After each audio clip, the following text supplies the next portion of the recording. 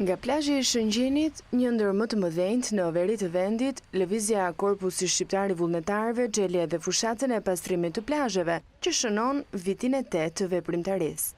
Nxënës të disa gjimnazeve të kryeqytetit, student nga fakultete të ndryshme, të rinj por edhe më të moshuar, u bën bashk në këtë aksion të parë për vitin 2016 dhe më se 150 vullnetarët në përfundim të aksionit hoqën mbetjet në disa kilometra vijë bregdetare deri në afërsi të Kunës.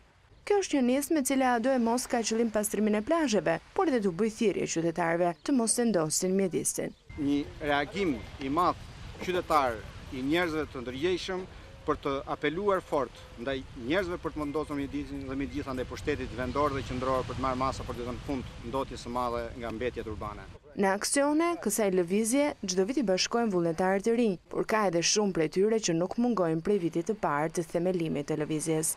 Vim këtu me dëshirën e mirë që të pastrojmë ambientet tona, të cilat fatkeqësisht njerëz të papërgjegjshëm na i ndotin, edhe është një shëmtie e madhe të shofish plazhin e ndot kështu. Të na bashkojnë sa më shumë vullnetarë ti dhe mundë sepse domethënë gjithë Shqipëria ka nevojë të mos hedhin me turinat në tokë. Për mua është hera e parë që marr pjesë në këtë nisëm.